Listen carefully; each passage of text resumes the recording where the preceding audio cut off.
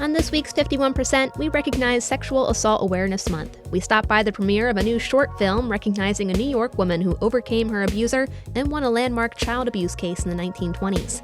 And we also speak with YAI's Consuelo Senior about how sex education plays a role in protecting people with intellectual and developmental disabilities. If they're not taught that they have the right to say no, then they won't know to say no. I'm Jessie King. It's all up next on 51%. I was standing around like one of those girls I had seen in a movie. The whole world was a movie back then. I had my sunglasses on, I wanted to be seen without seeing shy Lolita. I wasn't really in it, I didn't really get it. You're listening to 51%, a WAMC production dedicated to women's issues and experiences. Thanks for tuning in. I'm Jessie King. Last week we spoke with Olympian Kara Goucher about her experience in Nike's Fallen Oregon project, and particularly about the sexual assault allegations against her longtime coach. The month of April is actually Sexual Assault Awareness Month, a time to educate and engage the public in conversations about sexual assault and sexual violence. So just a heads up to those who may be upset by this subject, we're going to continue on that track today, namely what sexual violence entails and what resources are available for survivors. We'll start, surprisingly enough, at the Madison Theater in Albany, New York, which recently hosted the premiere of a new film based on the real-life story of a woman named Laurina Ecobelli. Ecobelli was best known here in the Capital Region for her former Ballston Spa restaurant, Ecobelli's Tam O'Shanter Inn. But the new short film, titled simply Laurina, follows her early life as an Italian-American girl speaking up against sexual assault in the 1920s.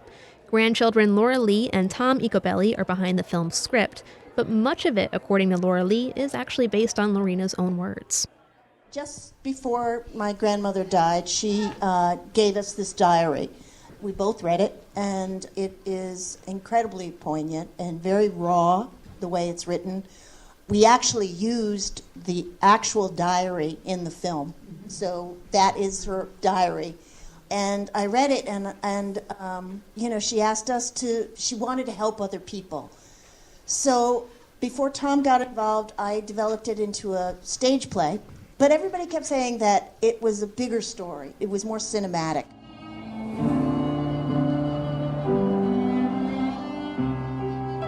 After unsuccessfully shopping out their grandmother's story to Hollywood production companies for decades, it was executive producer Chris Gaunt who suggested they first present the film as a 30-minute short, with Emmy Award-winning director Sylvia Kaminer behind the camera and up-and-coming actress Adriana Camposano as Laurina. The story actually kicks off with Laurina and her sister Minnie being reclaimed from an orphanage by their newly married and pregnant mother, Carmela. You can't just come here and expect to take the girls. It was a long trip and my husband expects them today. I do everything you ask. It's different this time. I'm here to take you home. Do you want to leave the orphanage and go with your mother today? Where will we live? What about school? We ought to live on a beautiful farm. We got money now. I married a good man. Oh, I can't wait for you to meet my Pietro. You won't neglect their schooling? No. My husband takes them every day in his new car. A new car? My, why didn't you bring this well-to-do husband of yours? Oh, he wanted to come, but he had to work. He got a very important job. He's the boss of the whole factory. As it turns out, Carmela's new husband, named Pietro in the film, was not a stable, wealthy man, nor the head of a local factory. Rather, he's shown to be a drinker who expects the girls to work and help pay the bills, even as he gambles with the family's savings. His attempts to start a farm in Fonda, New York are unsuccessful, and when Carmela and Minnie start working late-night shifts at the local textile mill to make ends meet, Laurina is left to spend her nights with Pietro alone, with devastating results. Now, according to the Rape, Abuse, and Incest National Network, or RAINN, the term sexual violence actually encompasses many crimes, from sexual harassment, stalking, and revenge porn to unwanted touching, incest, and full-on rape or sexual assault. Laura Lee Ecobelli says they were intentionally vague about the full extent of Laurina's abuse in the film. It's made clear that Pietro rapes her at least once, but the act is never shown on screen, because they didn't want to magnify the abuse itself or trigger anyone in the audience. Kaminer says Hollywood often handles rape storylines in a way that overly focuses on the abuser and the brutality of the assault. Instead, she wanted the film to center on Laurina and her strength to respond to the abuse. At just 13 years old, Laurina was left pregnant by her stepfather. But by confiding in her sister and a local doctor, she drew up the courage to report Pietro to the police and face him in court. In 1921, more than 90 years before the height of the Me Too movement, Laurina won her case, and Pietro was sentenced to several years at Dannemora prison. Here's Kaminer. Today, everything is edgy and, violent, and you have to take it to the nth degree, and we wanted to tell a story of the time. And, I love old movies and movies from an era that doesn't exist in Hollywood anymore, and so we didn't want to just sell out and I didn't want to ask Adriana, it wasn't necessary, at least we don't think so. Maybe you guys disagree, but, so as far as telling the full feature, I don't know. I'm not sure that it will ever happen because I don't know that that a studio would put the money in to tell a brutal story in a soft and sensitive way that champions strength of a young woman rather than, breaking her down and making it really gratuitous and violent. So we'll see. You never know. If anyone here knows anybody with deep pockets, yeah, let us know. Laurina Ecobelli says Laurina's child was ultimately raised by her mother, Carmela, but Laurina was always a part of her life. In the end credits, the film emphasizes that Laurina ended up in a happy marriage with multiple children and grandchildren, as well as that successful restaurant, serving New York's capital region for more than 50 years. The whole film, according to Kaminer, was shot in just 5 days, in some of the very factories where Laurina's family worked. Camposano says it was easy to immerse herself in the role of Laurina, and an honor to bring her story to the screen. People always ask me, how did I prepare for this role, such a powerful character. I think, what just made me feel so connected and, really strong filming this was just, the environment, having, her meals every day for lunch, everyone just made it so, easy for me to, bring her true power on the screen,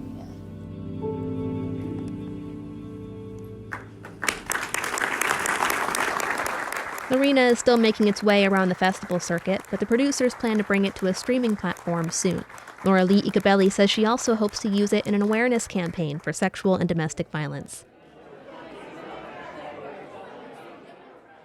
The premiere itself was used to promote the Albany County Crime Victim and Sexual Violence Center. The office offers a comprehensive range of services to victims of sexual assault and other crimes across the region. So if you need help, what can you expect? Crime victim case manager JoLynn Backes was on hand to answer any and all questions from the audience, and I sat down with her after the show to learn more. First of all of our services are free and confidential. I really want to stress that. There's no cost. We offer counseling services, so we currently have 4 licensed trauma-informed clinicians that will work with survivors. We also have case management services, so that is more kind of a wraparound services. So whatever the survivor might need, we will help them with, whether it's housing, employment resources, working with the Office of Victim Services and their victim compensation program. We can help them fill that out. So whatever they may need. We also have a campus coordinator who works on all of our college campuses in the area, and she assists them with anything Title IX related, live hearings, academic accommodations, reporting, anything like that. We have a 24-hour hotline. Anybody can call day or night, ask questions, get referrals and resources, even get answers on how to help a friend if somebody they know is experiencing it. It doesn't necessarily have to be them themselves. We offer a chat function as well on our website from 10 a.m. to 2 p.m. Monday through Friday, so it is a little bit limited. We have court advocates who work as a liaison between the DA's office and law enforcement.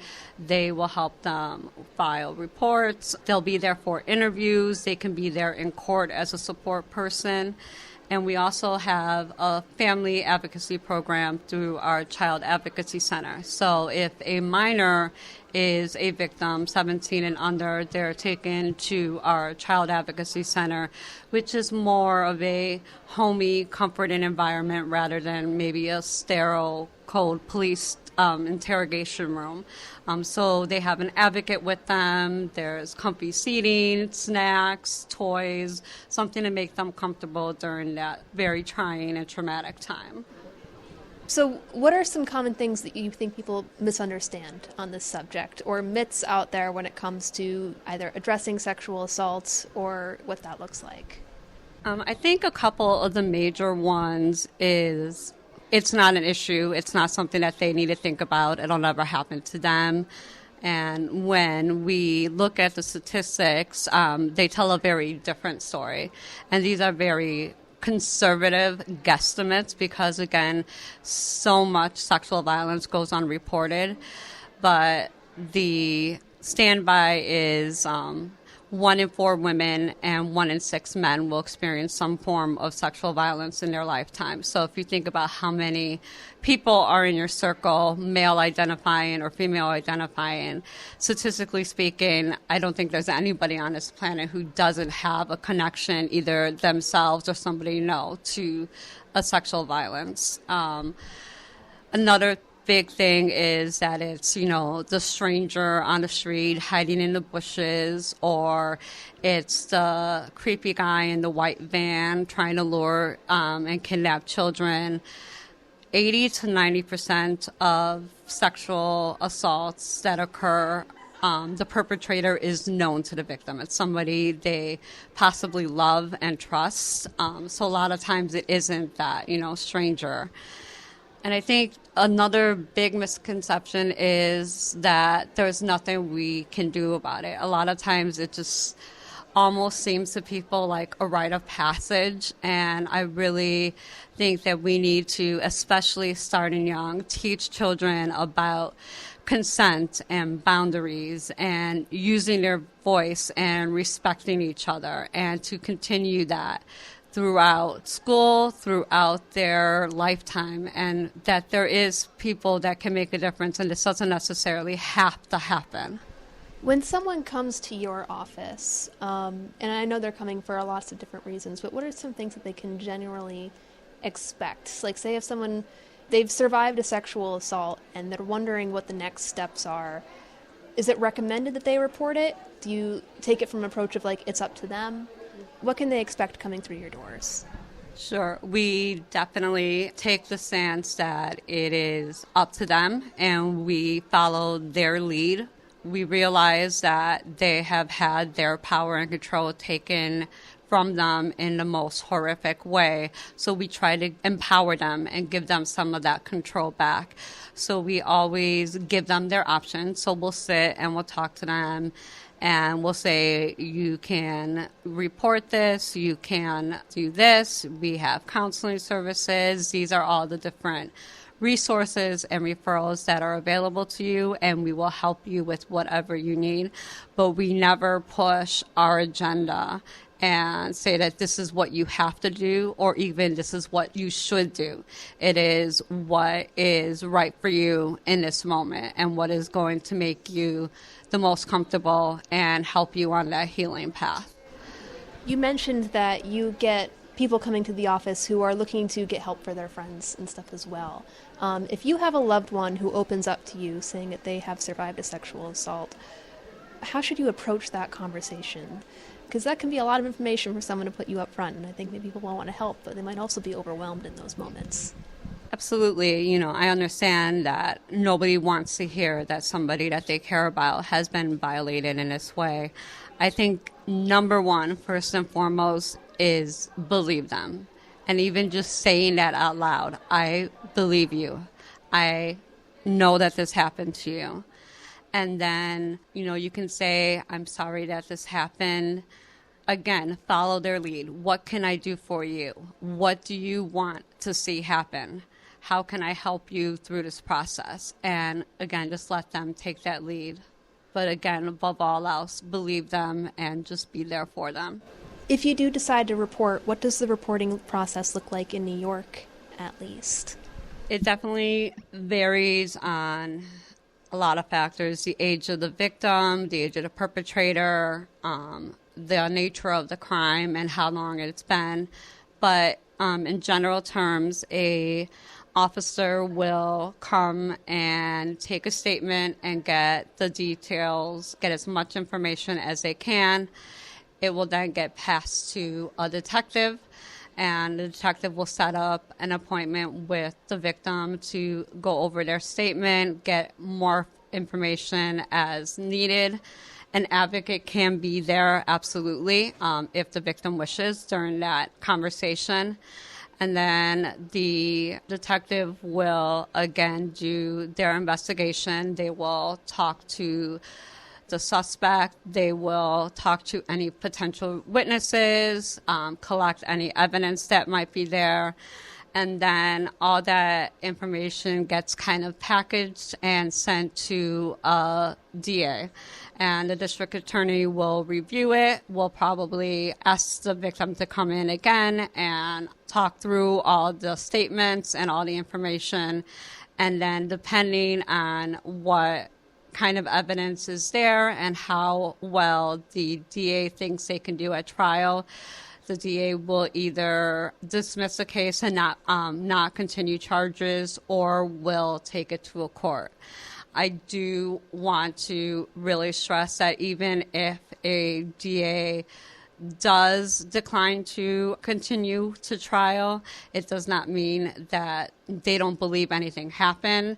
It's just they are unfortunately stuck with whatever information and evidence they have. And if they feel that they will not succeed in court, they will not want to put the victim through that trial. If it does go to trial, they will be either set before a jury or the judge, and then again, all the information and evidence will be presented. Unfortunately, they will have to be cross-examined by defense attorneys. So there is a lot of victim blaming, unfortunately, that goes on. And so we try to prepare clients for that. And then after the closing statements, then a decision is made either by the judge or the jury. Well, thank you so much for taking the time to speak with me. Lastly, do you have any messages out there for anyone who has survived sexual assault, who is maybe thinking about what they want to do about it? I believe you. You are not alone. You are stronger than you can ever imagine, and we are here for you.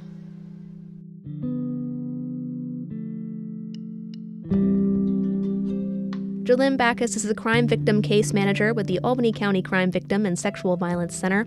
You can learn more about their services at the Albany County website, albanycounty.com. And again, their 24-hour sexual assault hotline is 518-447-7716. Wherever you're listening, if you or someone you love has been impacted by sexual violence and needs support, you can find RAIN's National Sexual Assault Hotline at 1-800-656-HOPE or online at online.rainn.org.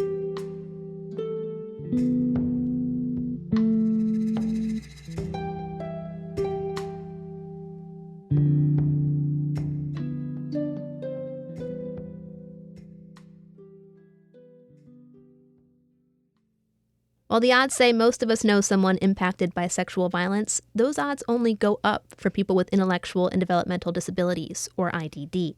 An NPR report in 2018 described it as an epidemic no one talks about, with people with IDD, women and men, being sexually assaulted at 7 times the rate of those without disabilities. YAI, a network serving people with IDD across the U.S., estimates half of adults with cognitive disabilities, like autism or Down syndrome, will experience 10 or more incidents of sexual abuse in their lifetimes. Our last guest today is Consuelo Senior, Assistant Coordinator of Sex Education and Clinical Curriculum Development at YAI. She says a key tool in fighting this epidemic is providing proper sex education. For everyone, yes, but especially for people with IDD. Unfortunately, she also says the current state of sex ed for this population is abysmal. There is none, right? That is the biggest problem, that there isn't enough. According to the National Conference of State Legislatures, only 30 states in the District of Columbia mandate sex ed in public schools, period. And YAI says only 3 states mandate sex ed for people with IDD. New York, where YAI is based, does neither. Senior says people with IDD simply aren't recognized as sexual beings, but she argues mandating sex ed helps us all understand our sexual rights. You can't report what you don't know, right? So if you don't know that someone touching you, especially if it's children, like an adult touching you, and you don't like it, it's okay to say, I don't like it, then you won't. A lot of times people with intellectual disabilities have someone with them, right? They have someone who's helping them either to express their thoughts and views or physically assisting them. So there's always someone with them. That person could be the person who is taking advantage of them.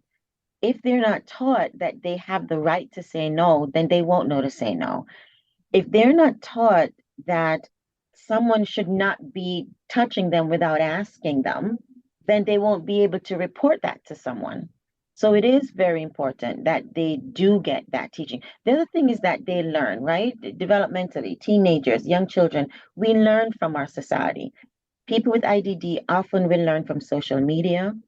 They will often learn from shows, movies that they watch, and often they're not teaching them what's legal.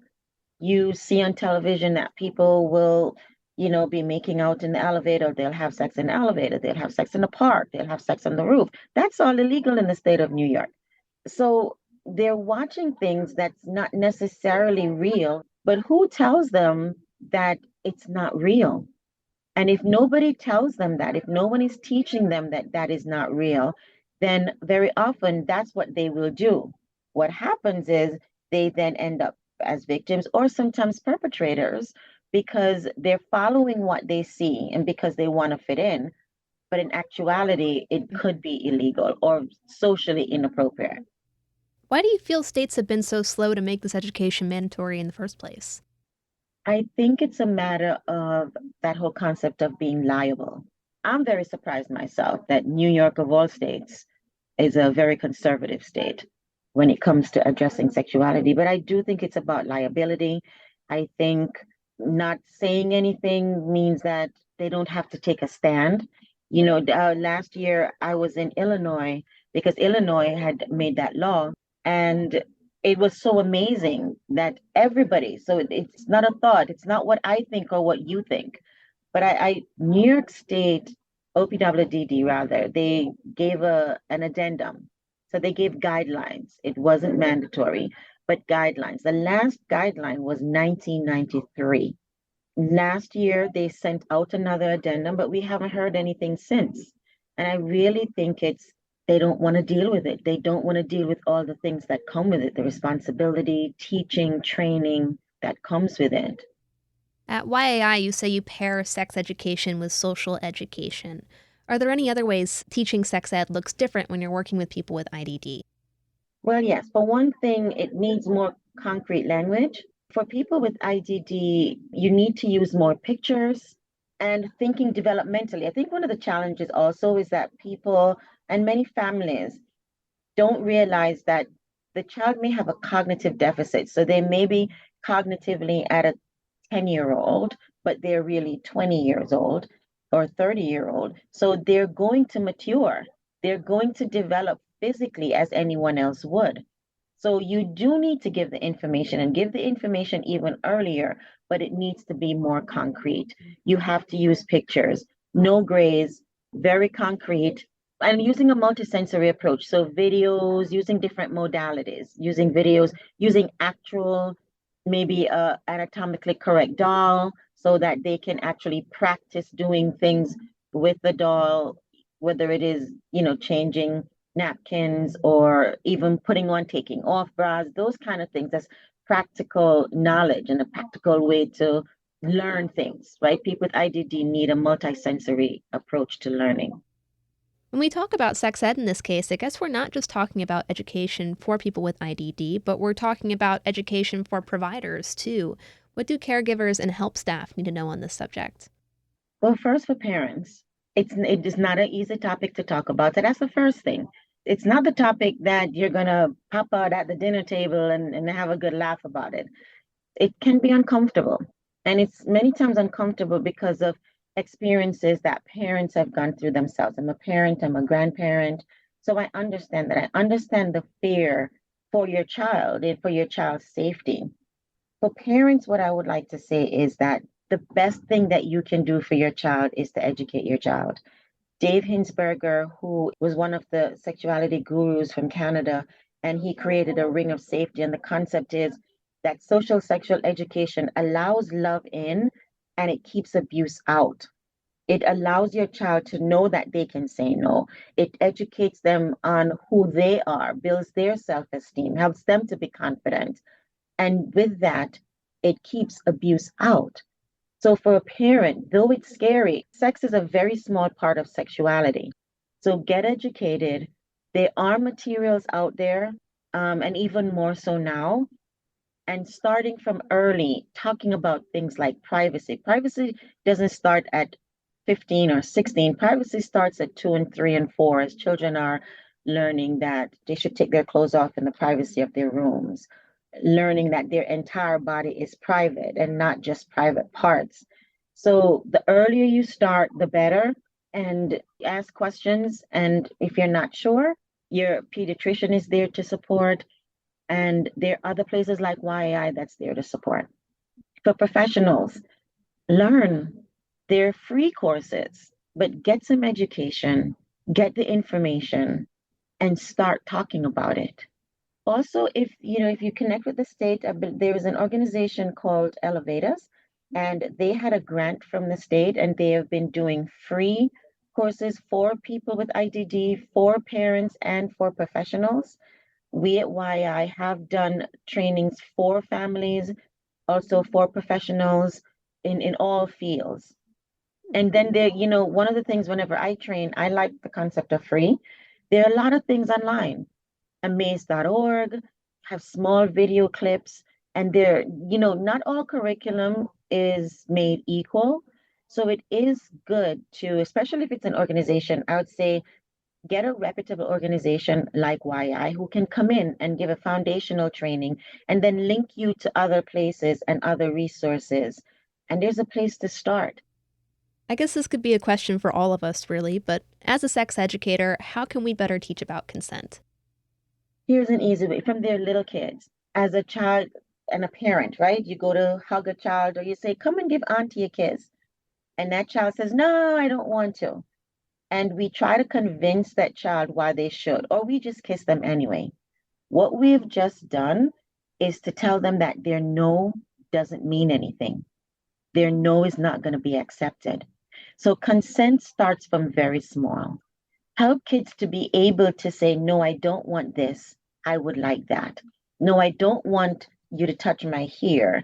No, someone asking permission before they hold their hands, because that's where it starts. It's consent across the board. And often people think consent is only about sex, but it starts way before that. Well, lastly, what do you most want people to know on this subject? Is there anything I'm missing? That people with intellectual disabilities have the same needs and desires as everyone else. They have the need to love and be loved. They have the need for intimacy. And sometimes it's not about sex. The focus goes straight to sex, when often it's intimacy. It's what we call your touch partner, someone who you can hold hands with and you can cuddle with. And the desire is a natural desire that every human being has in some way or another. And if we could teach that, friendship is also important. We don't learn social skills in isolation. We learn social skills in community. So the more that you can help your loved one or whoever you're supporting to be a part of social groups, Girl Scouts, and not just activities for people with IDD, it's in the community, getting involved in different things. We talk about education, experience, and exposure. Many people with intellectual disabilities are what we call experience poor. So the more that you can educate them, allow them to have different experiences so that they can make choices. We talk about informed choice. They need the information to be informed, but exposure and experience We're coming out of COVID and things were shut down, but a lot of things are being opened up. Take the limits off and allow people with intellectual disabilities to live that full, fabulous life that they want to live. Take the limits off, because disability does not mean inability. Consuelo Senior is the Assistant Director of Training and the Assistant Coordinator of Sex Education and Clinical Curriculum Development at YAI, which has served the intellectual and developmental disability community since its founding in 1957. According to its website, yai.org, it currently serves more than 20,000 children and adults. Consuelo, thanks so much for your time. Awesome. Thank you. You've been listening to 51%. 51% is a national production of WAMC Northeast Public Radio in Albany, New York. It's produced and hosted by me, Jesse King, with help from our associate producer, Jody Cowan. Our executive producer is Dr. Alan Chartock, and our theme is Lolita by the Albany-based artist Girl Blue. A big thanks to JoLynn Backes and Consuelo Senior for joining us this week. Just a reminder that you can listen to 51% anytime at WAMCpodcast.org, and you can stay in the loop by signing up for our weekly newsletter, Airwaves, at WAMC.org. We hope you'll join us next week. Until then, I'm Jesse King for 51%. I was every single girl, I was nobody else, I was so sure of myself. I was 15 and a half, he was a hollow laugh.